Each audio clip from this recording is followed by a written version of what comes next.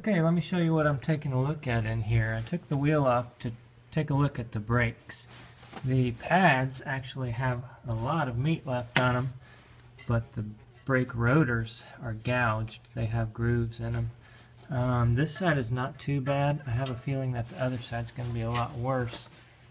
Right there I've got a split in the rubber, so the CV joint grease is coming out.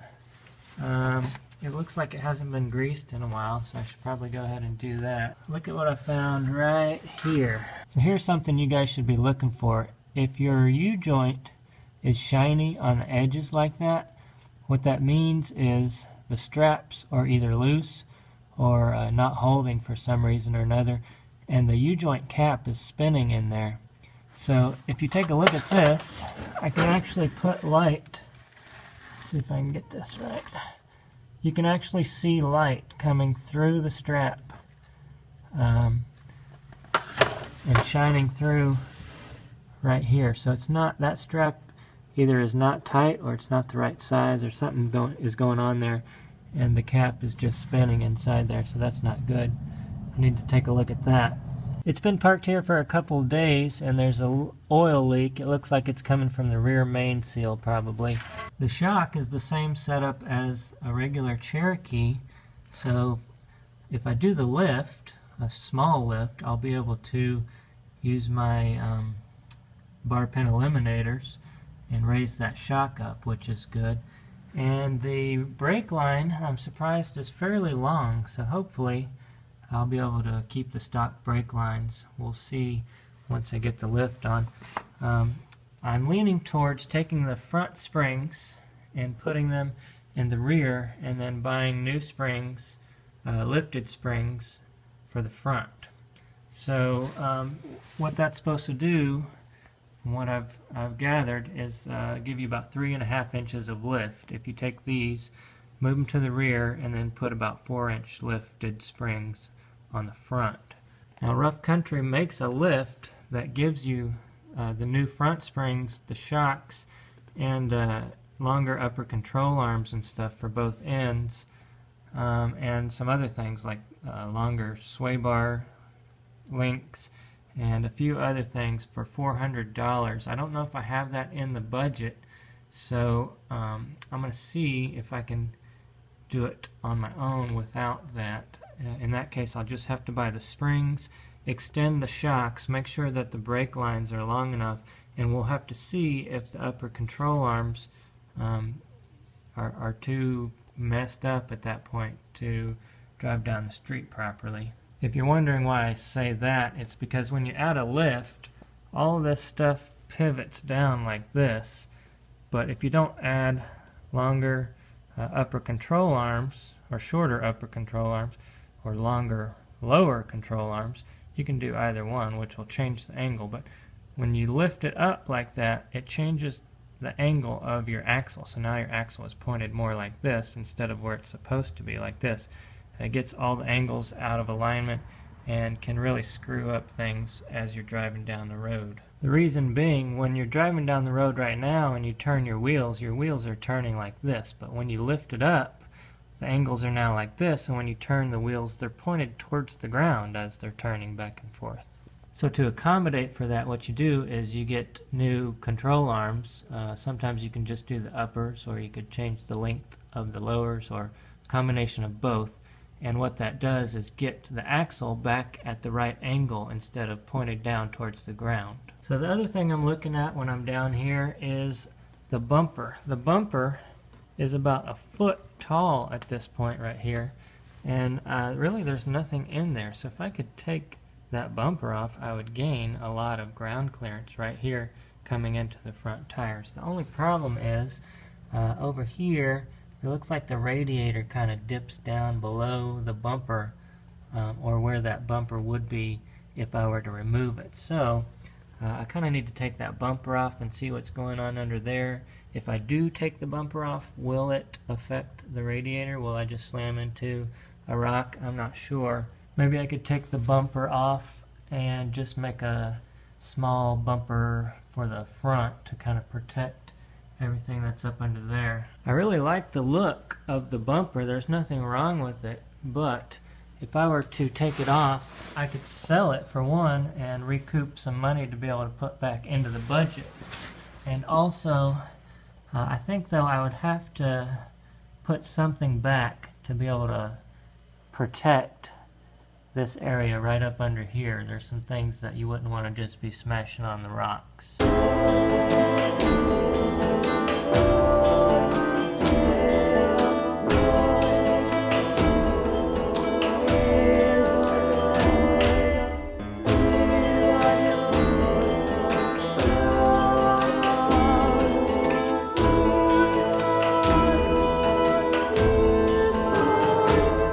Okay, let's take a look at the rear here. The brakes are okay, although they're really small. Look at the contact patch there. It's as wide as my thumb. But despite that, the pads look pretty good. The spring is much shorter back here, so that's good. We'll be able to swap the front to the rear and get rid of this one to give us some lift in the rear. I've never had a coil spring rear, so this is all new to me. But looking at this, I'm looking at the shocks here. Normally when you add a lift, you have to buy new shocks. And these are, they are definitely, look at that. But if I had to reuse those, if it wasn't in the budget, what I could do is just move this location point probably in, which would shorten that. See, when you add a lift, you need to accommodate in the shock, but you don't necessarily have to buy longer shocks. What you can do is just change the mounting points so that you still have you know, the desired height and compression that you need for your shocks. So what you do is you droop it down. Once you get it lifted, you droop it down fully. You take that measurement, and then you compress it fully, and you take that measurement, and you need to find a shock that's in between those, and you also need to find a mounting location where it won't compress the shock fully and then bust it, or open the shock fully and go too far in that direction either. Another thing I'm looking at is the rear bumper also. I've got probably 18 inches right there of just bumper end cap. It seems like if I could just get rid of that, I would have a lot more clearance and not be dragging this corner on the rocks and stuff. The same thing goes here for this giant hunk of bodywork.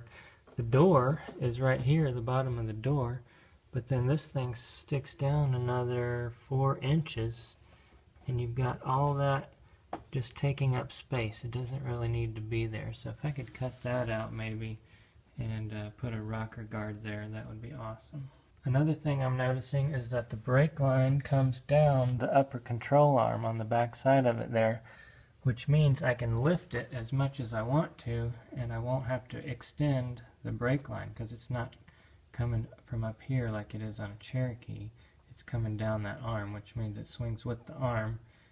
It's not gonna get too short. So here's where the shock mounts on the lower section. So theoretically what I could do, if I lift the Jeep 3.5 inches, I could just move this point up 3.5 inches and we'd be good to go. Okay, taking a look at the passenger rear here, you'll notice that there is a track bar, so we need to keep an eye on that.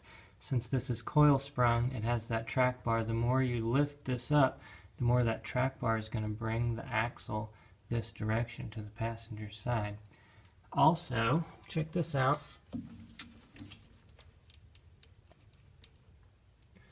The sway bar is not even connected. What do you know? The front right sway bar isn't connected either. Also, the front right rotor right here, this side is paper thin. Check that out. You can see how much it's worn right there. There's a good 1/8 inch edge on the inner side of that, and the rest is much thinner. Oh yeah, disc brake rotors and 4 ceramic pads, $46.90. Boom, add to cart. Rubicon Express coil springs for Jeep XJ. Now, last night I was looking at this, and you can buy 3.5, and it was on sale for $120. and then all of a sudden it went up to 150. It was in my cart and everything. So I don't know what happened, but now we're going with the 4.5. This is 5.5 for an XJ or 4.5 for the ZJ.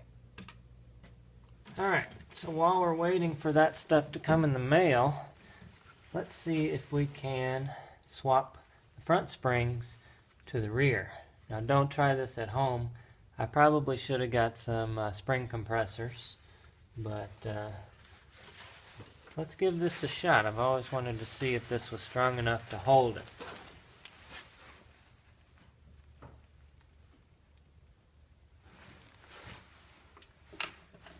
I forgot, there's a nut on the back side holding the bottom of the spring. Need to get that loose first.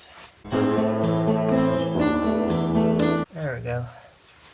That's what I was after, this little clip that holds the spring down. Try again.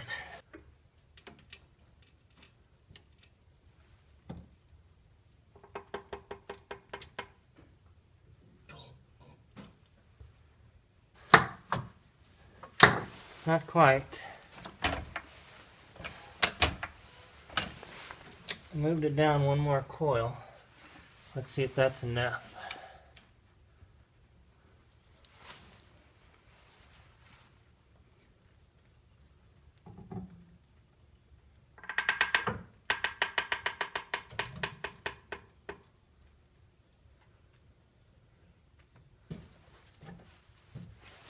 It would happen to be caught right on the sway bar there.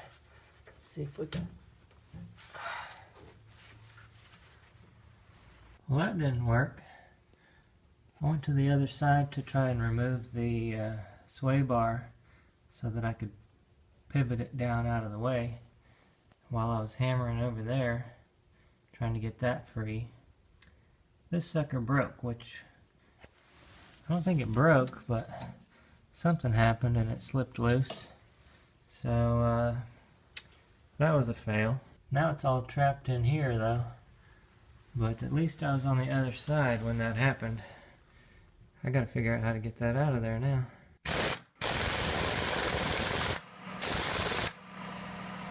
Okay, let's see if removing the top of the shock will give me some more down travel here. Oh yeah. I got so much down travel now, I can't get my jack out of there. Pain in the butt.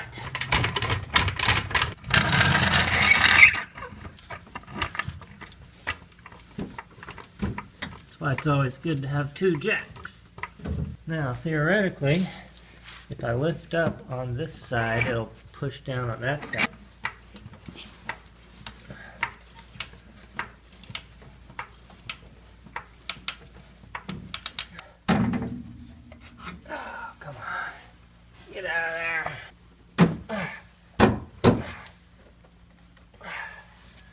Oh, it's so close. Oh, there we go. Whew! This is completely ridiculous. The top of the shock on this side is underneath this tangled mess of brake lines. I've had to disconnect the master cylinder here and kind of pull it out just to get to it. Let's see if I can get it. Yay, I got it. That only took about 30 minutes.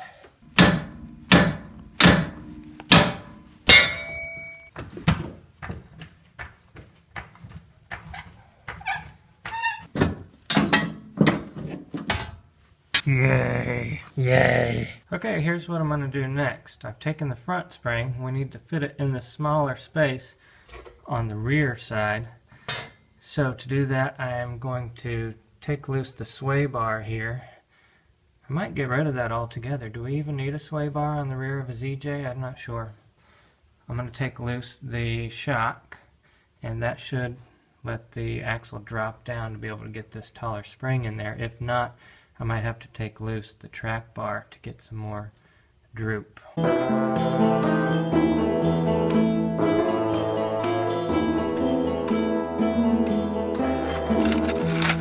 that's a tasty shock right there.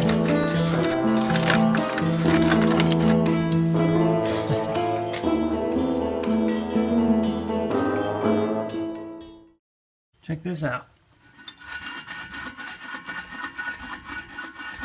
That's kind of fun. So here's the difference in sizes in the springs. This is the rear spring and the front spring. So we're going to put the front spring in the rear. Now, will it fit in here? I'm not sure.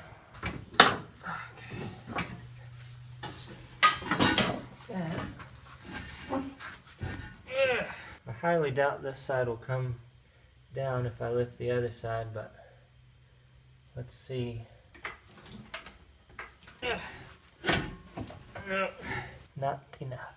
So what's holding it up? Well, I think the bushings are binding for one.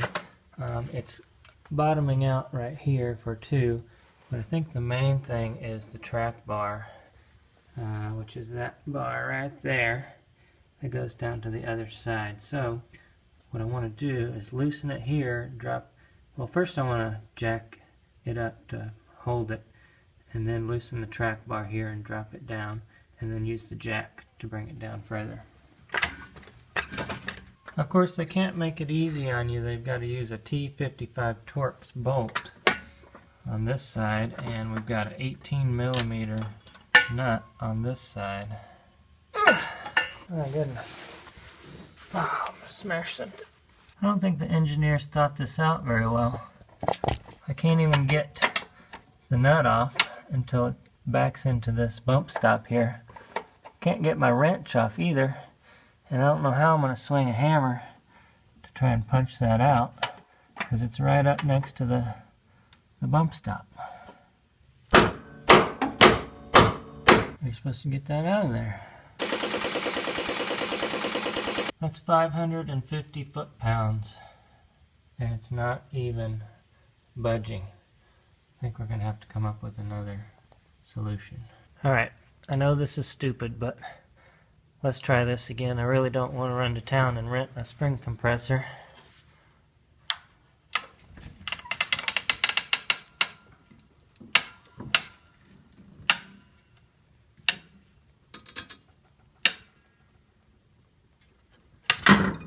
Whoa.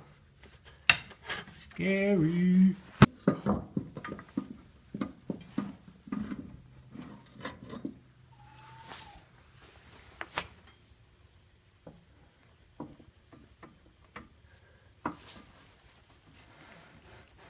Come on.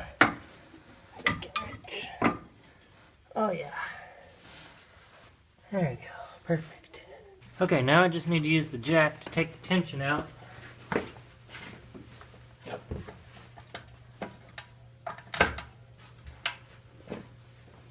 Enough. Oh yeah. Alright, so I just put everything back together, except for I'm taking the sway bar loose for now, and I went ahead and took the shock off for now. We'll see how that goes later. And now I just need to do the same thing to the other side.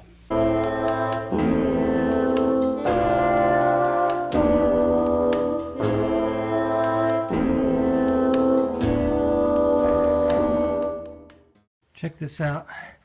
I just got super lucky because over here in my shock pile, which I've had on Craigslist for months now and nobody has purchased, I have an old pair of Rough Country shocks. Actually, they're brand new, but stupid air compressor. So anyway, we could modify the brackets, of course, but when you're looking for shocks, we know that these are the stock shocks, and so we know that we're adding 3.5 inches of lift approximately, so we want shocks that are 3.5 inches longer when they're short and 3.5 inches longer when they're all the way extended. And it just so happens that these shocks are exactly 3.5 inches longer on both ends. I couldn't have planned it any better. But they do come at a price. I'm going to have to add that into the budget. I had them on Craigslist for $20 a piece. So I'm going to put $40, take $40 off the budget.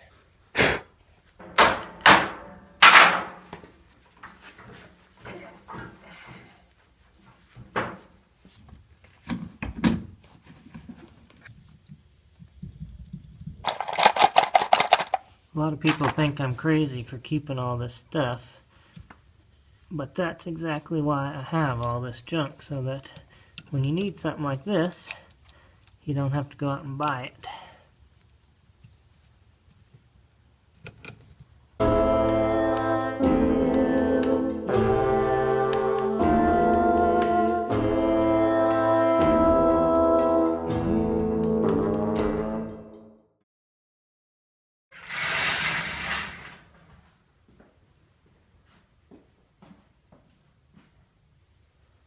Alright, so we just lifted the rear 3.5 inches, give or take. I didn't really measure, but it lifted up a lot more than I had expected.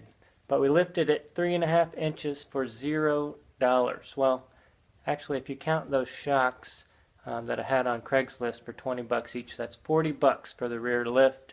Not too bad. Now, it's not perfect. It's not perfect by any means. The rear axle, since we didn't add a longer track bar, the rear axle pushed over to the right quite a bit. I think you can see that there. It's sticking out on this side and not on the other side. Because we swung those arms down without lengthening them, that brought the rear axle forward, so you can see it moved closer to the front of the vehicle and further away from the rear bumper. And the upper and lower control arms are at a really steep angle, so that's going to lead to a worse ride. It's going to be kind of stiff, but this is the cheap Jeep after all. So I'm just waiting on the springs in the mail so I can put those in the front, and then we will work on the front suspension. I might have some shocks over here too for that. Right there, I've got some more shocks, so I'll have to measure those. And what else? If not, I can make some bar pin eliminators and kind of heighten the shock instead of getting longer shocks.